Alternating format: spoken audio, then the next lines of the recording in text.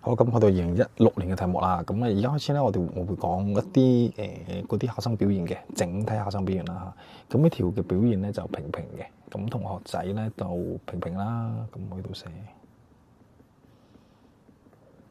咁整體咧嘅同學仔都用唔到配方法嚟揾個頂點嘅。咁所以呢條如果咧同學仔拿捏到嘅話咧，咁就會係贏過全港同學仔咧好多噶啦咁啊。好，咁我哋望一望啦 A 啦嚇。咁呢個嘅配方法咧係論盡啲嘅，因為佢係個分數。咁有親分數咧，我哋都唔使驚佢嘅其實嚇。咁啊照做嘅啫，我哋照抽個負一 over 3出嚟啦。咁 x 二次啦。好，聽住啦，抽咩即係除乜嘢 ？OK， 抽負一 over 3就係12除負一 over 3。咁所以你入邊呢個就應該剩低係負36 x 嚟嘅。OK， 好，嚟多次啊，呢個 sorry。呢個正12 x 咧，應該就係呢個乘呢個 ，OK。咁因為咁樣啊，我哋負36乘負1 over 3會等於正12啊嘛，係嘛？咁係咪就係黃色呢一個？咁咯，好冇？咁意思啦，呢度得唔得？好，跟住後邊嗰個負1 2 1，我哋唔好理佢。咁點解我哋要咁做咧？因為我哋配方法咧，我哋要令到個 x 二次前面嘅係數係1啊嘛，咁我先可以開工啊嘛。好，咁我哋而家開工做我哋配方法最關鍵嘅兩個步驟啦。好 ，x 二次減36 x， 好，右手邊呢個應該係加36除2嘅二次減36除2嘅二次啦。綠色呢個其實係0嚟嘅 ，OK？ 呢個二次再減翻自己二次冇分別嘅，得唔得？好，跟住呢個減1 2 1。咁點解係咁做咧？講多次啦。配方法咧，其實我哋要屈呢嚿嘢出嚟嘛。屈我哋藍色呢嚿嘢，藍色佢嗱咁咧，我寫翻靚仔少少啦。咁呢個係18二次減18二次嚟嘅。OK。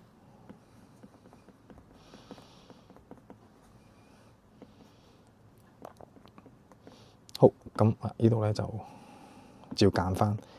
呢個藍色其實係咪可以變做 x 減18嘅二次嚟㗎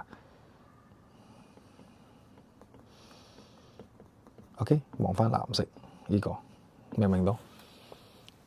啊，咁如果咁好辦啦，呢個咁嘅嘢，呢個咁嘅嘢，你望下，其實佢係咩嚟㗎？咪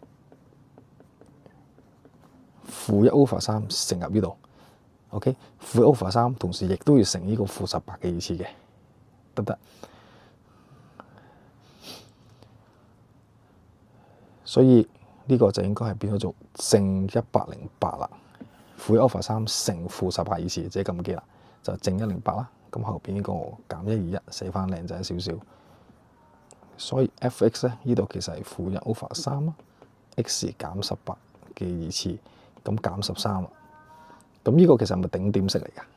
頂點式，咁所以啦 ，f(x) 嘅頂點 ，OK，f(x) 等於 y 嘅頂點。其實我哋就可以講係18啦，同埋負13啦。點睇啊？我哋睇 x 嗰邊嘅調轉 ，y 完全照抄，得唔得 ？x 調轉啦，所以就係18啦 ，y 呢度照抄，所以就係負13啦。咁 A part 我哋做完㗎咯喎。嗱，咁但係咧全港嘅考試報告都係話，其實呢一條題目係平平嘅，有好多同學仔都係做唔到嘅。咁呢2分咧，如果同學仔拎到咧，咁就會超越全港好多考生㗎啦。咁望下 B 先，咁先睇下 B 嘅咁佢都係平平嘅。OK， 咁都係考生做得麻麻啲啦，麻麻啲啦嚇咁樣。咁樣好多人咧就留意到 G(x) 咧等於 f(x) 加13，咁但係咧因而咧就會求得個 G(x) 嘅咁樣。咁但係呢條題目你望下佢問咩先嚇？佢話啦，喂，藉住咧將呢一個做一啲垂直平移啦，得出呢個 y 等於 G(x) 嘅圖像。OK， 咁其實我唔知嘅，我唔知 G(x) 係咩嚟㗎嚇。OK， 咁如果 G(x) 嘅圖像咧同佢相似，咁首先第一樣嘢啦，我要諗到咩叫相似先。相似即係咁樣，與 x 軸相切咧，其實就係咁樣。嗱，你呢條係負數嚟噶嘛 ？x 二次係負數，咁所以你係咪應該係開口向下相切，一定係咁樣咯？好冇？咁望下啦 ，B part 咁做啲咩啦？橙色不做啦嚇。本身個頂點就係18同埋負13嘅，咁即係換句話講，本身 x 係18，y 係負13啊。咁即係換句話講，你原本啦，你應該係依度嘅，畫多少少。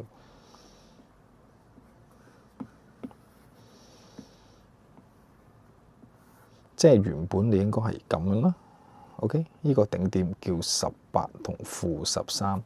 你而家最後要相切喎，你最後要相切係咪即係你要向上走就加13啊？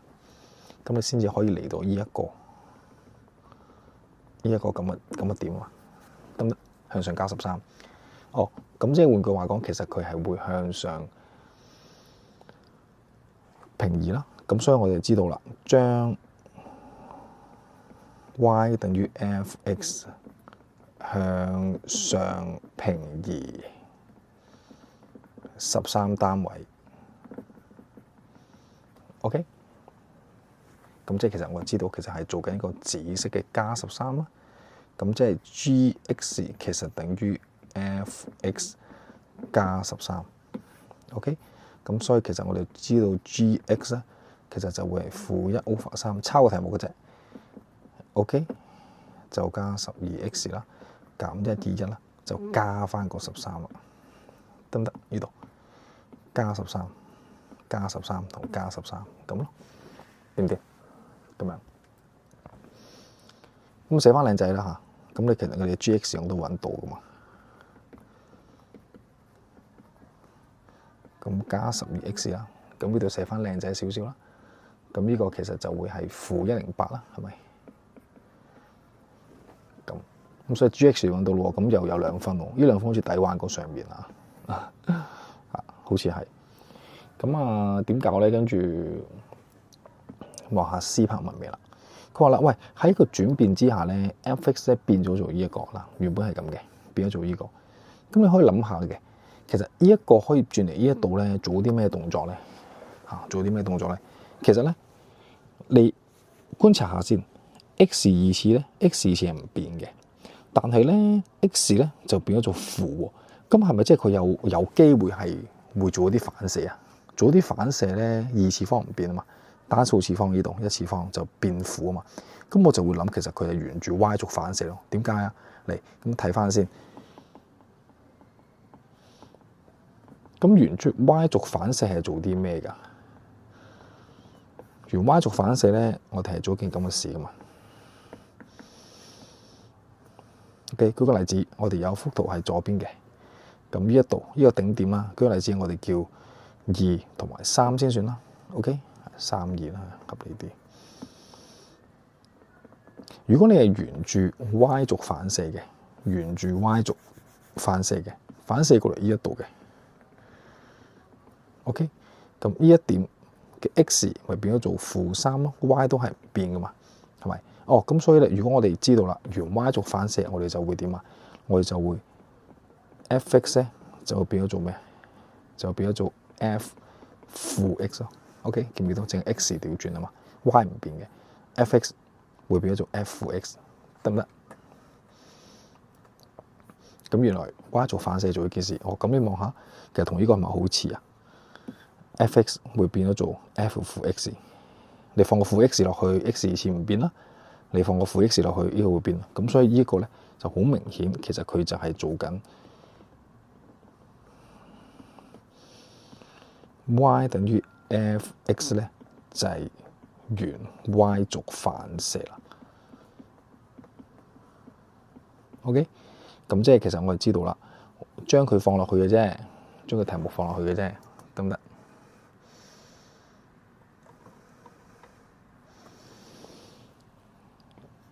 ？f(x) 啦，放翻題目度就係-1/3 負(x) 二次加12x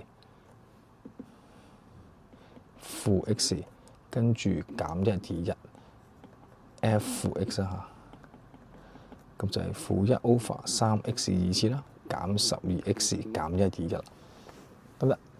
咁呢個其實係咪啱啱好就會係等於佢嗰個新嘅佢要你轉換咗呢個咁嘅嘢？咁但係當然啦，除咗咧反射之外，其實你要諗真啲，全部嘅原 Y 軸反射咧，其實佢都係向左平移嚟噶嘛，對唔對？佢向左平移啊嘛，向左平移幾多格？佢向左平移幾多格？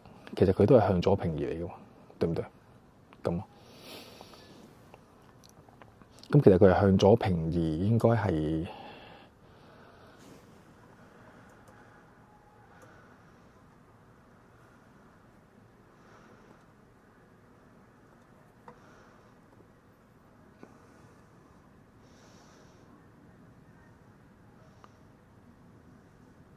36格啦。OK， 向左平移36格啦。咁我點解咧？嗱，呢個係答案一啦嚇。OK， 呢個答案一啦。咁呢個答案方法二咧，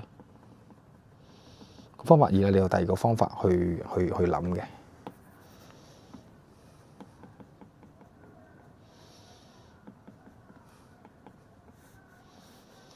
方法二就係話咧，其實佢係向嗱，呢個答案 OK 嘅，即係sorry，呢個答案。你話佢沿住 Y 軸反射咧係得嘅，或者你寫個答案就係佢係向左平移36單位都得嘅。因為我哋向左平移36個咧，我哋就 f(x) 咧會變咗做 f 咩啊 x 加36噶嘛。向左就係減，向右係加啊嘛。OK，x 軸啲係調轉噶嘛，記唔記得？咁如果係咁嘅話，其實一樣嘅啫。咁所以其實咧就 f(x 加36得唔得？所以 x 加36啦。咁你會諗阿 Sir 點解呢個係36嘅咧？呢度嚇點解會係36？咁我爆開咪好複雜？其實唔使嘅，你諗真啲。其實人哋頂點俾咗你嘅，人哋頂點俾咗你嘅嘛，18同負13啊。哦，咁即係換句話講，根本咧由頭到尾咧，我呢個頂點就係18同負13。咁即係換句話講，幅圖根本就唔係咁，係咪？幅圖根本就本身應該係18同負13啊。咁應該係18同負13啊，即係應該佢係咁樣啦，係咪？OK， 沿住 Y 軸反射嘛，咁咪褪到過嚟呢度橙色呢度咯，係嘛？褪過嚟呢度，呢度係咪就係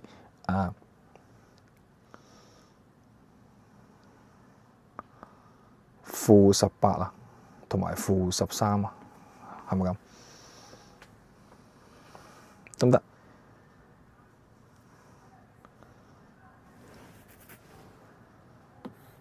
做呢個動作，你咁諗下，其實做啲咩？呢度咪18格咯，呢度咪18格咯，所以 total 咪向左褪咗36格咯。咁所以話向左褪36格，咁你咁樣答都得嘅。OK，呢個都可以。咁就咁啦，呢條。